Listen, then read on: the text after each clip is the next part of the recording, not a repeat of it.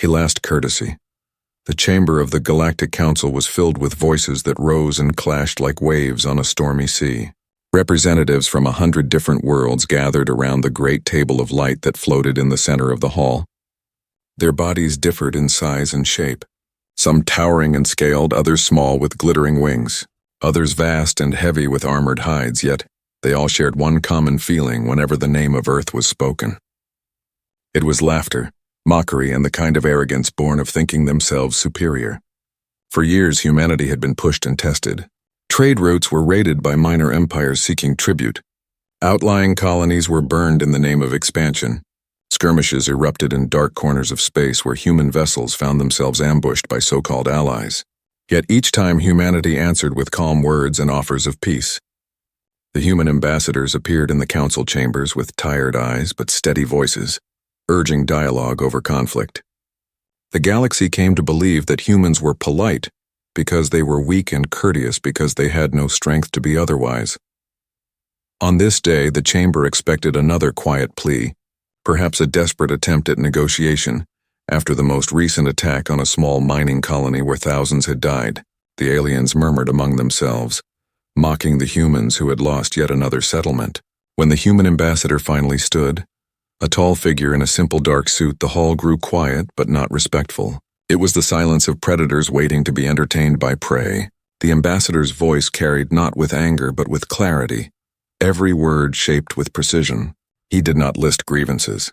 He did not beg for aid. Instead, he spoke one short sentence that dropped into the air like a stone into still water.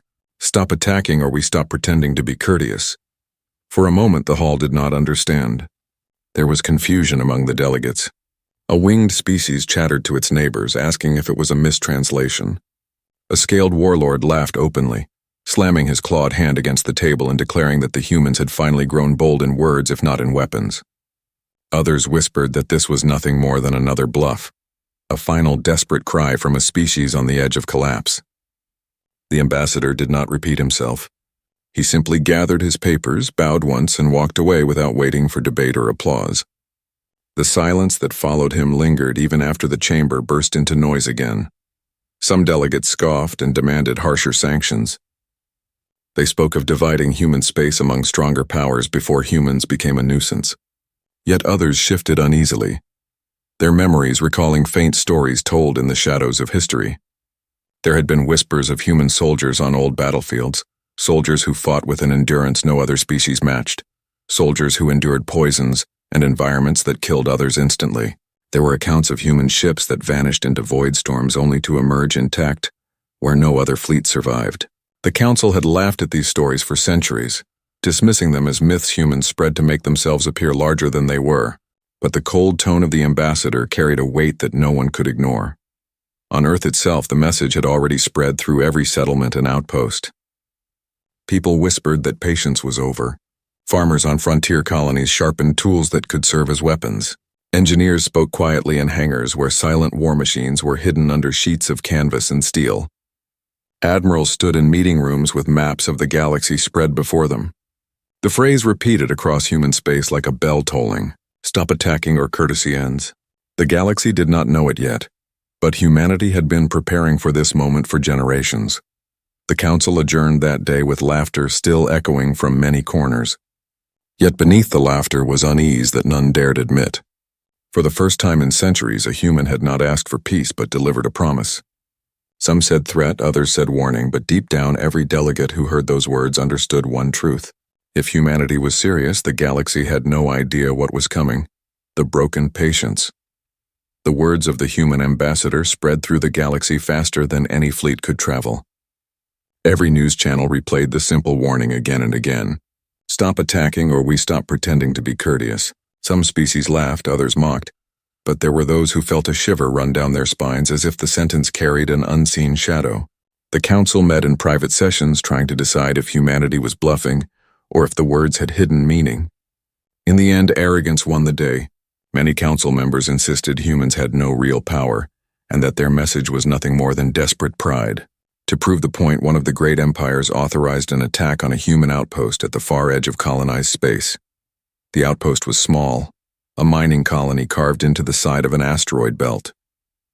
It had a population of no more than 15,000, most of them miners, engineers, and their families. The Empire's fleet arrived without warning and opened fire. The colony's defenses were pitiful. A few railgun turrets and old defense drones that were swept aside in minutes. The miners had no chance.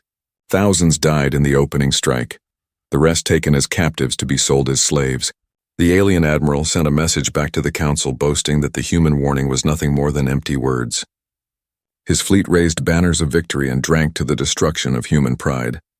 But across human space, something shifted. News of the massacre reached Earth and the colonies within hours. The usual calls for restraint and diplomacy were absent this time.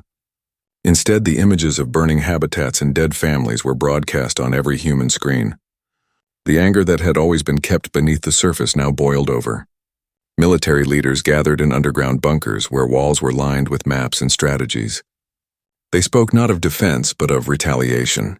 For years, humanity had restrained itself to avoid drawing the entire galaxy into war. Now patience was broken. Silent orders went out to hidden shipyards buried beneath moons and cloaked inside gas giants. Warships that had been kept in shadow for decades stirred to life. Crews that had trained in secret boarded vessels designed for battle, not peace. Engines roared to life with a fury that lit up the void. The first fleets moved quietly, their trajectories masked to appear as routine cargo runs. Yet the crews inside knew their mission was war. They were not carrying trade goods or supplies. They carried retribution. On the council floor, news of human mobilization began to filter in. Scouts reported strange activity near human space. Shipyards that were thought to be empty were suddenly filled with movement. The first alien patrols that tried to investigate never returned. One delegate stood and demanded that perhaps the humans were not bluffing after all. He was silenced by jeers from others who refused to believe that a species once dismissed as weak could now be a threat. The laughter was loud, but the fear behind it was louder. On Earth, ordinary citizens also prepared. Farmers stored food not for sale, but for the long war they knew was coming. Engineers and universities volunteered to work on weapons development. Soldiers who had been kept on routine patrols were recalled to training camps where drills ran day and night. For the first time in centuries, humanity stood united with a single purpose. They would no longer beg for peace or ask for fairness. They would answer violence with a strength the galaxy had never witnessed. The alien empire that had attacked the mining colony soon realized its mistake. A convoy of their warships moving back toward their homeworld was intercepted by human vessels that no one knew existed. Sleek and dark, built for speed and precision, the human warship struck without warning. The alien convoy was annihilated in minutes, their admiral's flagship reduced to drifting metal. There were no survivors to carry tales of the battle, but fragments of data transmitted before destruction reached the council. The reports told of weapons that sliced through shields as if they were paper, and tactics executed with perfect coordination. For the first time in centuries, the council sat in silence when human strength was mentioned. The warning had been tested and humanity had answered. The broken patience of Earth had been replaced by fury and determination. And in that moment, the galaxy realized something it had long forgotten. Humans never issued threats. They issued promises, shadows of human power. The destruction of the alien convoy spread through the galaxy like wildfire. The council chambers filled once more with shouts and disbelief. Delegates demanded evidence and received fragments of recordings that showed sleek black vessels tearing through shields and armor with ease. The ships moved like predators, striking and vanishing before the enemy even fired back. Many refused to accept the truth, claiming the reports were faked or exaggerated, but the silence of the destroyed fleet could not be denied. An empire that had once mocked humans was now missing an entire armada. Still, arrogance ran deep. To calm their growing fear, the council authorized a test of strength. If humans truly possessed hidden power, then the galaxy would expose it. A coalition fleet was assembled from several empires numbering hundreds of ships. They were ordered to move toward the edges of human space under the claim of maintaining peace. In reality, it was a show of dominance, a challenge meant to frighten humanity back into submission. The fleet carried some of the galaxy's most advanced weapons and technology, ships armed with plasma cannons, energy shields, and torpedoes capable of destroying moons. They expected to find fragile human defenses that would crumble as they always had. Instead, they entered shadows that swallowed them whole. The coalition fleet crossed into a sector marked by human charts as restricted space. At first all seemed quiet, stars burning peacefully, planets drifting in silence. Then the first ship vanished from sensors. No explosion, no distress signal, only silence. Moments later another ship blinked out of existence, then another. Panic rippled through the commanders. Orders were shouted, formations shifted, but the enemy was invisible. Out of the darkness came shapes, black ships without insignia, moving faster than anything the coalition had ever seen. They struck with precision, disabling engines and slicing through hulls with beams of concentrated energy. Human voices filled intercepted channels, calm and steady as they directed strikes with surgical precision. The coalition fired back wildly, filling the void with plasma fire, but their weapons passed through shadows and struck only empty space. Within hours, the mighty fleet was shattered. Dozens of ships burned, hundreds more crippled. Only a handful limped back across the border, carrying stories of death delivered in silence. The survivors spoke of ships that seemed to disappear and reappear at will, of weapons that rendered shields useless, of human tactics that predicted every move before it was made. They spoke of fear unlike anything they had felt before, the fear of fighting an enemy who never hesitated, never panicked, and never showed mercy once the order was given. Back in the council chamber, the delegates could no longer laugh. Their voices were heavy with dread. Some demanded peace talks immediately, insisting that humans must be negotiated with before the entire galaxy was thrown into war. Others argued that such power was too dangerous to allow, that humans must be crushed no matter the cost. Yet beneath all the noise, one truth remained clear. The humans had revealed only a glimpse of their power, a shadow of what they could unleash, and already entire fleets had been wiped away. On Earth, leaders watched the reports with grim satisfaction. The warning had been given and ignored. Now humanity moved from restraint to demonstration. Commanders met in secret chambers where holographic maps of alien territories glowed in the air. They spoke not of defense but of strategy, not of survival but of dominance. Every move the galaxy made was anticipated, every possibility considered. The humans had played courteous for centuries, but beneath that mask they had studied their enemies, learned their weaknesses, and prepared their answers. Now those answers were being written across the stars in fire. Ordinary humans felt the change as well. In the streets of cities from Mars to the colonies on Titan, people whispered that the time of hiding was over. Soldiers trained harder. Civilians volunteered in record numbers. Factories worked day and night to supply the fleets. Even artists and writers captured the spirit of awakening, filling songs and stories with pride in humanity's rise. The galaxy had mocked them for patience, but now the mask was gone. Behind it stood a species forged by struggle, hardened by death worlds, and unafraid of the void. The Council tried to frame the defeat of the coalition as an accident, a miscalculation, but the truth had already spread too far. Entire populations across alien empires began to whisper of humans in hushed voices. Children asked their parents why humans fought so differently. Soldiers wondered if they could ever face such enemies without breaking. Leaders worried that their thrones would not survive the storm that was coming. The shadow of human power had fallen across the galaxy, and no one could deny it any longer. Humanity had been patient, but patience had broken. Now the galaxy stood at the edge of a new age, one written not with courtesy but with the fire of retribution. The Council's regret. Great Chamber of the Galactic Council had once been a place of confidence where alien leaders raised their voices with pride and mocked the so-called weak races that dared to sit among them. Now that same chamber trembled with arguments and fear. The defeat of the coalition fleet had stripped away illusions of superiority. Delegates who once dismissed humans as fragile now shouted over each other with trembling voices. Some demanded immediate surrender, others called for one last attempt to crush Earth, but no one laughed anymore. The walls of arrogance had cracked, and in the cracks fear took root. Reports poured in from across the stars. Merchant convoys whispered of dark shapes trailing them before vanishing into hyperspace. Scout ships sent into human space failed to return. Whole sectors where humans once remained quiet were now alive with hidden fleets moving like predators. The Council realized too late that they had misunderstood humanity. For centuries, humans had kept their weapons in the shadows, building in silence, studying in secret. The polite words of their ambassadors had never been weakness but deliberate patience. Patience that had finally run out.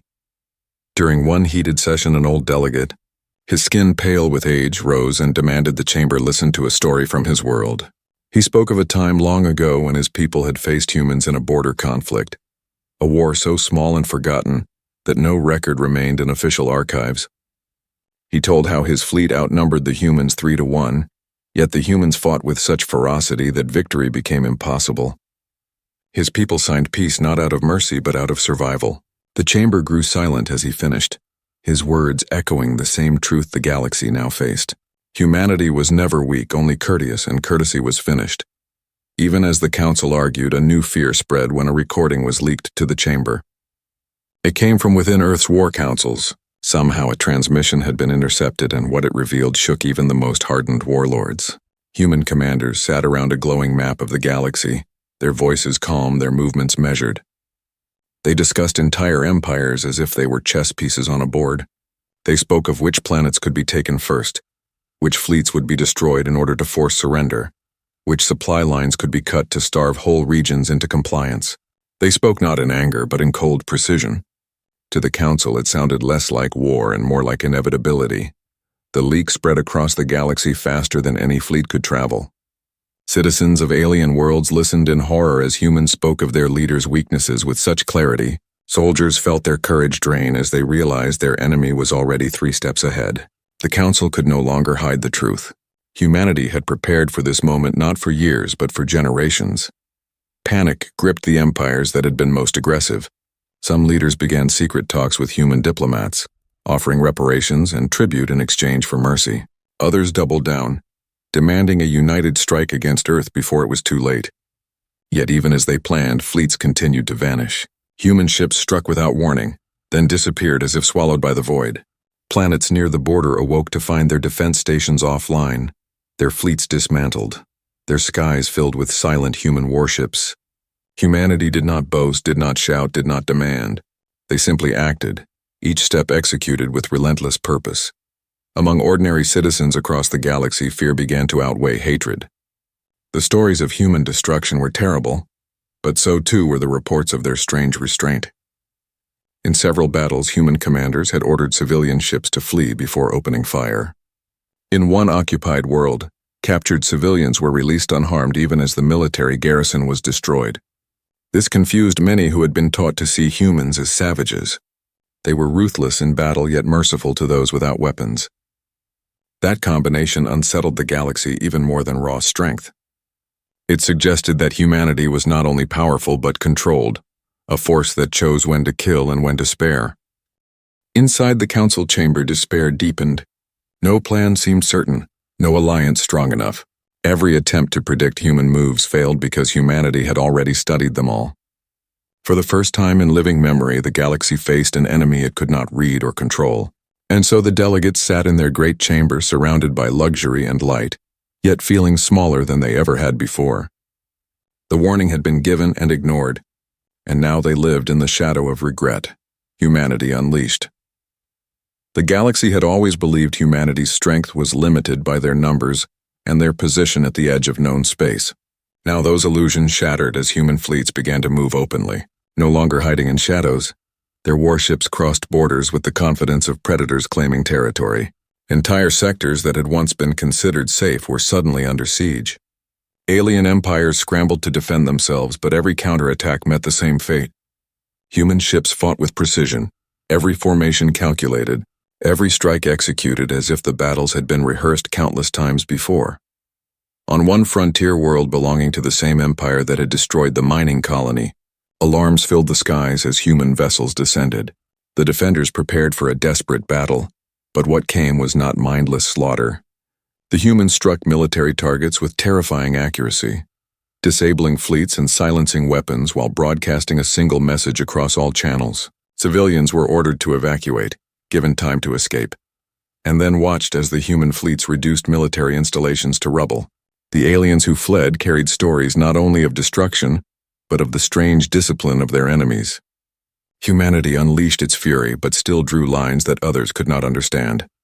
Across the galaxy, whispers grew louder. Some called humans monsters, others called them warriors, and more than a few began to call them liberators. In worlds long oppressed by their own empires, people began to wonder if humanity's wrath might break their chains as well. The council feared this more than the weapons. They feared that humanity's example would ignite rebellion in places already restless. For centuries, the great powers had maintained control through fear, but now another kind of fear spread, the fear of a species that would not be controlled and yet still showed mercy. On Earth, the atmosphere was electric. Factories roared night and day, producing ships, weapons, and armor. Volunteers filled recruitment halls. Old veterans returned to service, and young men and women stood ready to fight for something greater than survival. They were not merely defending Earth. They were carrying the weight of every colony, every family lost, every insult endured. Humanity had been courteous long enough. Now the galaxy would see what it meant when courtesy ended. Alien commanders attempted to regroup, calling for massive joint fleets to crush the humans before their momentum grew. Yet every attempt failed. Communications were disrupted by human cyber warfare. Supply lines were severed by small strike teams, and morale collapsed as soldiers realized their leaders were targets before the fighting even began. Assassinations carried out by human operatives spread terror through enemy ranks. Governors vanished from their palaces. Admirals disappeared from their flagships, and no one knew where or when the next strike would come. Humanity was not fighting a war of numbers. They were fighting a war of precision, and in that war they were unmatched. On one occasion, the Council sent a peace delegation to approach Earth, but they did not come with genuine intent. Their plan was to buy time, to stall until another fleet could be raised. The humans allowed the delegation to speak, listened quietly, and then rejected every false promise. They returned the delegation unharmed, but with a clear statement. The time for words was over. The galaxy had chosen violence, and humanity would answer with action until the attack stopped forever. The Council reeled from the rejection. Empires that once stood united now fractured as fear drove them in different directions. Some wanted to surrender immediately. Others wanted to continue fighting, and many simply tried to protect their own borders from the storm sweeping through space. What none of them understood was that humanity's campaign was not reckless. Every move was chosen with careful purpose. They destroyed fleets that threatened them, but spared those who stood down. They targeted command centers and weapon depots while leaving civilian infrastructure intact when possible. The message was clear. Humanity was powerful enough to erase entire civilizations, yet they restrained themselves. That restraint was more frightening than open cruelty. It meant the humans were in complete control of their rage. The galaxy had entered a new age, one where the balance of power no longer rested with ancient empires or arrogant councils. Humanity had stepped into the open with fire and iron, no longer polite, no longer pretending to be small. Every world felt the weight of the shift. Every leader saw the writing on the wall, and every soldier heard the same words echoing in their minds. Stop attacking, or we stop pretending to be courteous. The attacks had not stopped, and now courtesy was over. The fear of extinction. The war had begun as scattered strikes, but by now it had consumed entire regions of space. Human fleets moved with purpose, cutting through borders and leaving trails of burning wreckage where once mighty empires had ruled without question. What unsettled the galaxy most was not only the destruction, but the discipline with which humanity acted. They did not scorch planets into ash without thought. They did not slaughter civilians for the sake of vengeance, but they dismantled military strength with a precision that no empire had ever shown. Each strike was chosen to collapse supply lines, each battle designed to break morale, each victory a piece of a much larger design. The Council watched helplessly as the map of the galaxy shifted from their control to the shadow of Earth. Entire empires now faced collapse. Fleets that had been symbols of pride and dominance were gone, reduced to twisted metal drifting silently in the void. Commanders who had once raised their voices with arrogance now whispered in fear as they prepared for battles they knew they could not win. Populations who had cheered for war now begged their leaders to surrender before humanity arrived at their doorstep. On distant worlds, statues of alien rulers were toppled by their own people, as whispers spread that humanity might offer something different, something better, if only the rulers who provoked them were removed. The balance of power the Council had maintained for centuries was breaking apart piece by piece, and humanity had done it in a matter of months. The Council called an emergency session unlike any before. No laughter filled the chamber, no mocking voices rose. The delegates sat heavy in their seats with fear etched into their faces. The representative of the once proud empire that had destroyed the mining colony no longer came. His government had been toppled, His fleets erased, his worlds occupied under strict but fair human oversight. Others who still clung to power begged for negotiations, but they did not dare approach Earth directly. Instead, they pleaded with the Council to act as mediator, hoping humanity might accept a settlement that would spare them total destruction.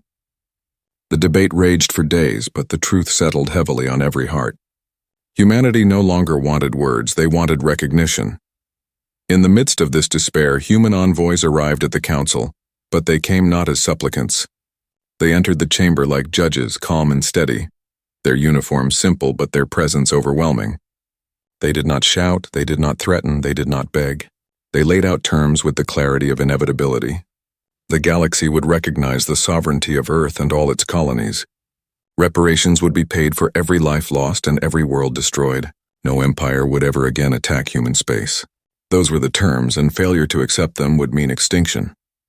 The words carried no exaggeration, no boast, only fact. The silence that followed was unbearable. The delegates who had once thought themselves untouchable felt the weight of mortality pressing against them.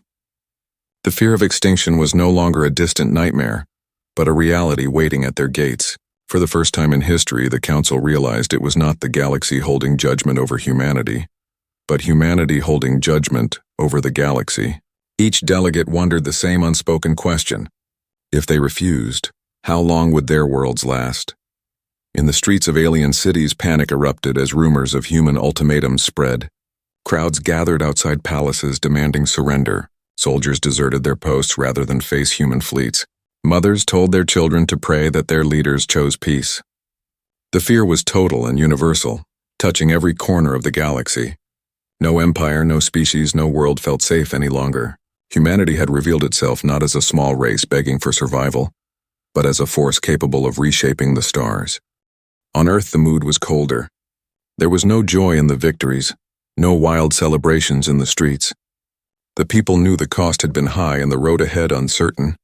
Families still grieved for colonies lost, soldiers still buried their dead, and leaders reminded their people that war was never glory, but necessity. Yet beneath the sorrow burned a steady fire of resolve. They would not allow the galaxy to harm them again. The line had been drawn, and this time there would be no retreat. The Council adjourned after days of bitter debate, but the fear lingered in every corridor and chamber. They could not escape the knowledge that humanity had given them one final chance. Extinction was the alternative. The galaxy had always seen humans as courteous, polite, restrained, but that mask was gone forever. Now they saw the truth, and the truth was terrifying. Humanity had given them a warning, and now it was up to the galaxy to decide if it would listen before the last chance slipped away. The final line. The council chamber had never been so quiet. The great table of light that once shimmered with colors from every world now seemed pale, as if drained of its authority. Delegates who had once shouted with pride now sat frozen, their eyes fixed on the human envoys standing before them. The envoys did not arrive with guards or banners. They did not carry the pomp of victors, yet their presence was heavier than any army. They stood with calm expressions, their silence cutting deeper than the most violent threats. Every alien in the chamber knew they were standing not before diplomats, but before the voice of a species that had already proven it could end. Them.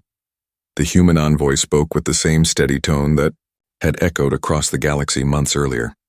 He reminded the chamber of the warning given when humanity's patience had still held. Stop attacking or we stop pretending to be courteous. That warning had been ignored, and the galaxy had chosen to test Earth's resolve. Fleets had been sent, colonies destroyed, lives lost. Humanity had responded with measured fury, and the galaxy had seen the cost of its arrogance. Entire empires had collapsed, fleets had burned, and the Council's unity had shattered. Now the envoy spoke again, not as a plea but as the final line. The war was over, but peace would come only on humanity's terms. The terms were simple and clear.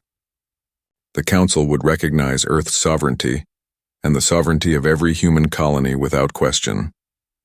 Reparations would be paid in resources, technology, and labor for the countless lives taken by reckless attacks. Any empire that raised arms against humans again would face complete erasure. These conditions were not open for negotiation. They were presented as the law of survival.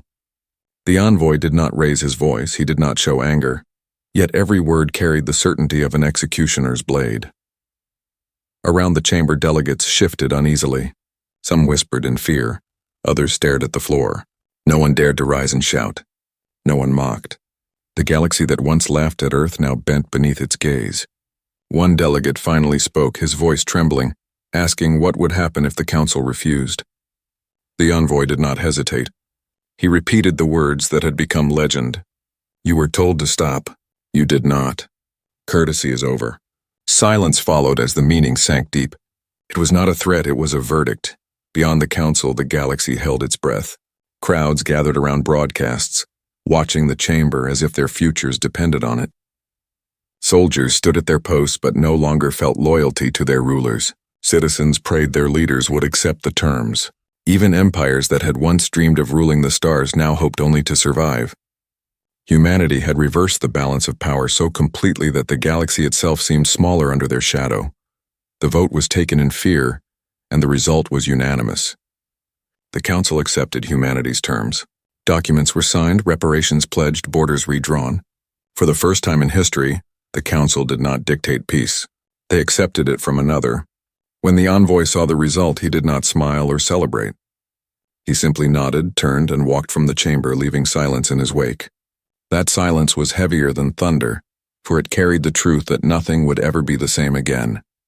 On Earth, the news spread and people stood together in quiet pride. Families wept for their losses, but they knew their sacrifices had not been in vain. Soldiers returned home, not to cheers of glory but to the embrace of those who had waited for them. Humanity did not rejoice as conquerors. They stood firm as survivors who had proven to the galaxy that they could not be broken. Their courtesy had ended, but in its place rose respect, and respect was stronger than fear. The galaxy would remember that day for generations. The day when the council surrendered not to an empire, not to a tyrant, but to a species that had given them every chance to avoid war. Humanity had only asked for peace, and when that was denied, they showed what happened when patience ended.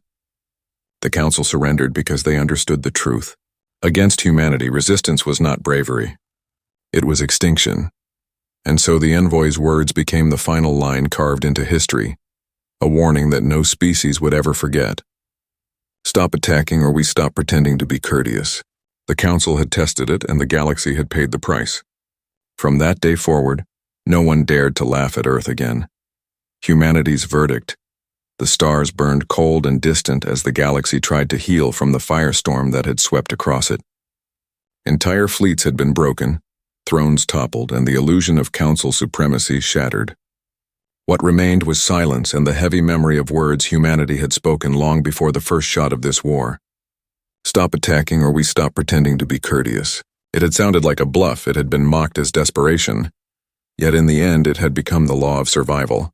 The galaxy learned too late that human patience was not weakness, but a chain they had wrapped around their own fury, to give others a chance to choose peace. When the chain was broken, that fury swept across the stars with precision no other species could match. In the ruins of the old order, fear lingered. Every empire understood that Earth now held the power to end them, if ever they returned to arrogance. Children grew up learning not the myths of human fragility, but the truth of human endurance. That they came from a death world where survival was struggle, where resilience was carved into their very blood. Songs and stories whispered across alien worlds painted humanity not only as warriors, but as the measure by which courage itself would forever be judged. To challenge them was to court extinction. To respect them was to preserve life. On Earth, there was no joy in conquest. Cities rebuilt monuments not to victory but to remembrance. Walls of stone and metal carried the names of those lost in colonies and fleets, and every citizen walked past them in silence, understanding that peace had been bought with sacrifice. Leaders stood before their people and reminded them that strength without restraint was no different from tyranny. They had proven their power, but now they must prove their wisdom. Humanity would not rule the galaxy as conquerors. They would shape it as survivors who demanded respect. The council itself was never the same. Delegates who once mocked now entered chambers with bowed heads, their voices quieter, their words chosen with care. Whenever a debate rose about the limits of power or the risks of war, silence always followed when Earth was mentioned. Everyone remembered the fleets that vanished into shadows, the colonies avenged with fire, the envoys who spoke calmly even as empires crumbled. Humanity had not shouted, humanity had not threatened. They had simply warned and then acted. That memory became more powerful than any weapon. As the years passed, the galaxy came to accept a new truth. The old order of arrogance was gone, replaced by a fragile peace held together by the knowledge that one species would never again be underestimated. Humanity had shown that their courtesy was a choice, not a weakness, and that behind it stood a force capable of rewriting the fate of civilizations. The final lesson was carved into every council chamber, every academy, and every fleet command across the stars. It was not a law written by decree, but by blood and fear. Stop attacking, or humanity stops pretending to be courteous. The galaxy would never forget the day that warning became reality, nor the silence that followed when Earth walked away as the council surrendered. From that day, the stars themselves seemed to whisper a single truth to every world. Courtesy was a gift, but when the gift was broken, humanity became judgment itself. The end.